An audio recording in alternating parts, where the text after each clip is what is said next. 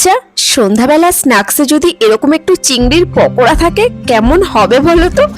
কালকে বড় বড় 1 কিলো চিংড়ি মাছ পেয়েছিলাম। এটা অবশ্য মহারাষ্ট্রে পাওয়া যায় না বলেই চলে, কারণ আমি 6 বছর ধরে মহারাষ্ট্রে আছি। চিংড়ি মাছ ওই মাঝে মধ্যে 1টা থেকে 2টো পেতাম, তবে এবছর দেখি বেশ ভালোই পাওয়া যাচ্ছে। তাই কালকে বাজারে গিয়ে অমনি যখনই দেখলাম 1 কিলো কিনে নিয়ে চলে আসলাম।